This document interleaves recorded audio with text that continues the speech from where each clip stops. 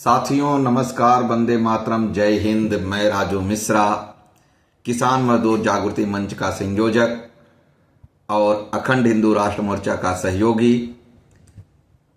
तथा विश्व शक्ति पार्टी का प्रदेश उपाध्यक्ष हरियाणा। आज जो मैं बातचीत कर रहा हूं आपसे, आपके सामने सिर्फ एक मुद्दे को लेकर के आपके सामने, और जो आपको सोचने पे मजबूर कर देगा। हमारे देश की वर्तमान सरकार प्रत्येक व्यक्ति को कर्जदार बनाया। उस कर्जदार बनाने के पीछे मैं यह बात क्यों कह रहा हूं कि हमारे देश की सरकारों ने हमारी देश की जनता का हर एक व्यक्ति को कर्जदार बनाया, इसके पीछे के लॉजिक को आप समझिए।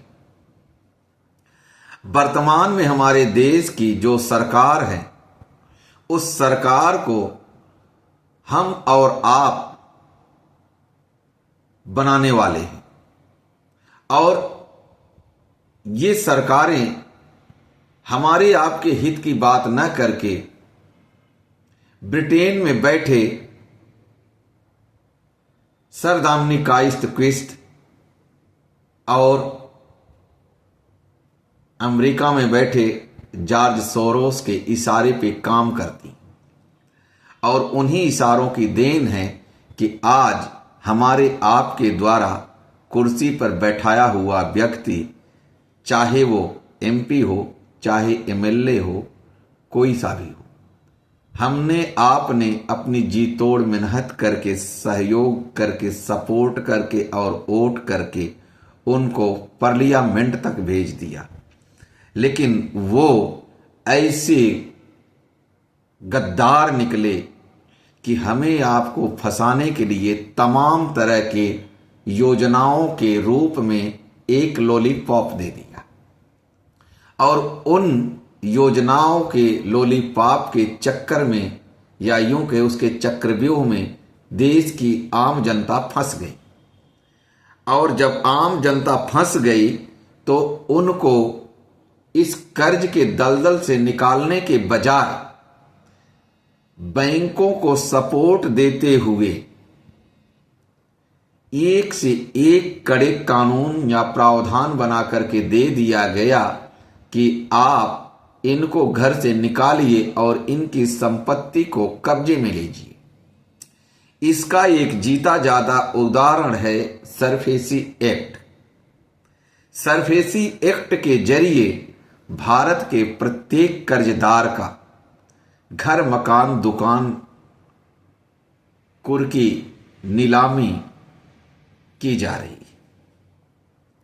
कर्जदार की कहीं सुनवाई नहीं। अगर कर्जदार किसी कोर्ट में जाता है तो उनका एक एप्लीकेशन लगता है कि इस संपत्ति पे, इस वाद पे सरफेसी एक्ट लग चुका है, इस पे आपका सुनने का क्षेत्राधिकार नहीं, और कोर्टें उसको डिसमिस कर देती हैं। क्योंकि वर्तमान समय में कोर्ट, कचहरी, शासन, प्रशासन और सरकार सभी को मैनेज किया जा रहा है, या यूं कहें चलाया जा रहा है, तो किसके द्वारा? ब्रिटेन की एक कंपनी जिसका नाम रिजर्व बैंक ऑफ इंडिया है। लेकिन इससे लड़ने के लिए आपके पास जो अस्त्र है, उस अस्त्र को आपको शोधना पड़ेगा, और वो अस्त्र है इन्हीं के द्वारा बनाया हुआ कोड ऑफ प्रिंसिपल। अगर आप कर्जदार हैं तो आपका राइट बनता है कि आप उस बैंक से उनके कोड ऑफ प्रिंसिपल की डिमांड करें, और कोड ऑफ प्रिंसिपल बैंक देगा। अगर आप मौखिक रूप से बार बार मांगते हैं तो वो नहीं देता, आप पत्र व्यवहार करें, और कोशिश ये करें कि मौखिक रूप से बैंक से कोई भी बात न करें। जितनी भी बात करें वो लिखित रूप में करें, और उसका एक कॉपी आप अपने पास रखें। बैंकों की सबसे बड़ी कमजोरी है उनका ही बनाया कोड ऑफ प्रिंसिपल। और आप यकीन मानिए दोस्तों, अगर आप कोड ऑफ प्रिंसिपल को पढ़ते हैं और उस कोड ऑफ प्रिंसिपल की बारीकी को आप समझते हैं, तो हिंदुस्तान में ऐसा कोई बैंक नहीं जो कि उनके द्वारा ही बनाए गए कोड ऑफ प्रिंसिपल को 100% फॉलो करता हो।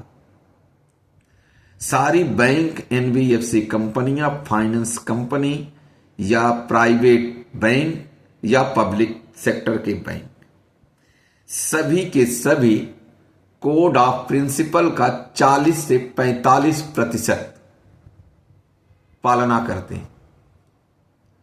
बाकी 60 से 55% कोड ऑफ प्रिंसिपल की ही अवहेलना कर देते हैं। और जब ये कोड ऑफ प्रिंसिपल की अवहेलना करते हैं तो आप किसी भी कोर्ट में जाने के लिए बाध्य हो जाते हैं और यहां पे आप सरफेसी एक्ट को मात दे सकते हैं, क्योंकि जब आप कोई अपना मुकदमा करेंगे तो उसमें आपको सरफेसी एक्ट का जिक्र न करके आप कोड ऑफ प्रिंसिपल के जरिए आप कुंडा खड़काएं। और जैसे ही आप कोड ऑफ प्रिंसिपल के जरिए कुंडा खटकाना शुरू करेंगे, बैंक औंधे मुंह चित्त गिरना शुरू हो जाएगा। तभी जाके आपको राहत महसूस होगी। जब तक आप रेगुलर कानून के तहत ही आप चलते जाएंगे तो आप अपना घर, संपत्ति, मकान, दुकान सभी आप गंवा बैठेंगे और हो सकता है जान भी आपको गंवानी पड़ जाए। इसलिए मेरी आप सभी से अपील है कि आप चाहे जिस बैंक के कर्जदार हैं, उस बैंक को आप पत्र लिख करके उनके द्वारा बनाए कोड ऑफ प्रिंसिपल की आप डिमांड करें। अगर इसे सरल भाषा में कहें तो आप इसे ग्राहक अनुसंधान नियमावली मान सकते हैं। यहां पे आपको बैंक, एनबीएफसी गुमराह करने के लिए आपको ग्राहक नियमावली दे सकता है। आपको बताएं, ग्राहक नियमावली में सिर्फ ग्राहक के लिए नियम लिखे हुए हैं, बैंक के लिए कोई नियम नहीं लिखा है। लेकिन कोड ऑफ प्रिंसिपल में सारा का सारा बैंकों के लिए लिखा गया है और ग्राहक को दर्शाते हुए लिखा गया है। यानी ग्राहक और बैंक दोनों का सिस्टम बताया गया है।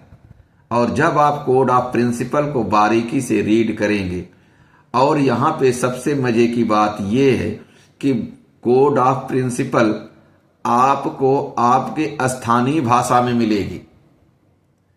यहां हिंदी इंग्लिश का कोई मतलब नहीं है। आपका जो स्थानीय भाषा है उस भाषा में आप ले सकते हैं।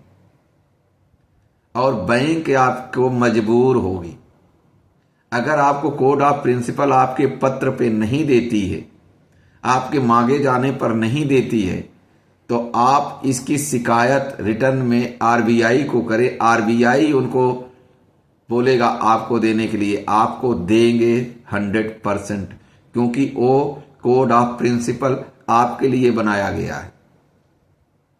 और जब आप कोड ऑफ प्रिंसिपल को पढ़ेंगे तो आप यकीन मानिए, अगर कोड ऑफ प्रिंसिपल की बारीकियों से आपने अध्ययन कर लिया तो बैंकों की औकात नहीं है कि आपके घर में ताला लगा दे। क्योंकि यकीन मानिए, हर बैंक 40 से 45% से ज्यादा कोड ऑफ प्रिंसिपल को फॉलो नहीं करते, क्योंकि उनको पता है कि हमारे देश की जनता इसके तरफ ध्यान नहीं है। वो रेगुलर कोर्ट कचहरी की तरफ बेशक ध्यान दे दे, लेकिन कोड ऑफ प्रिंसिपल की तरफ आम आदमी देखता ही नहीं, उसको पता ही नहीं होता। वो ज़्यादा से ज़्यादा ग्राहक नियमावली मांग लेगा, या एक शिकायत लिख करके शिकायत पुस्तिका में डाल देगा, या वहाँ पे उनके बने हुए लेटर बॉक्स में एक शिकायत पुस्तिका डाल। इससे क्या हल होगा? क्योंकि आप शिकायत भी उन्हीं के खिलाफ कर रहे हो और उसका ताला भी वही खोलेंगे, उसका निवारण भी वही करेंगे। तो आपको उससे क्या बेनिफिट मिलेगा। इससे बेहतर है कि आप उनसे, आपकी कोई शिकायत है, आप उस शिकायत के बदले आप उनसे कोड ऑफ प्रिंसिपल मांगिए और उस कोड ऑफ प्रिंसिपल में आपकी सभी समस्याओं का समाधान लिखा गया है। और उस कोड ऑफ प्रिंसिपल को जहां आप देख रहे हैं कि ये इसको अनफॉलो कर रहे हैं या इसको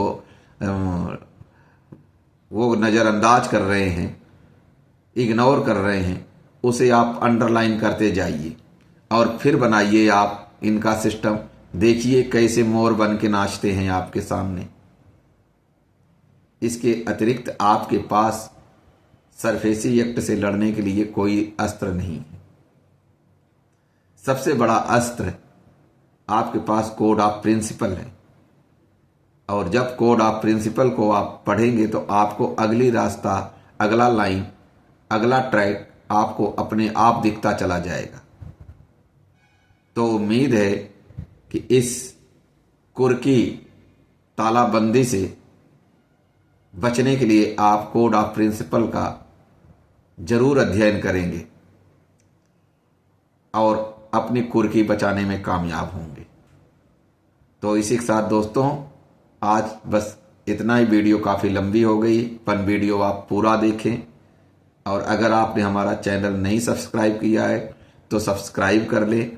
आपको जो नज़दीक नियर डियर मित्र प्यारे हैं, कर्ज में डूबे हुए हैं, उनके पास भी ये वीडियो पहुंचाए ताकि उनको इस जानकारी के माध्यम से कुछ राहत मिल सके।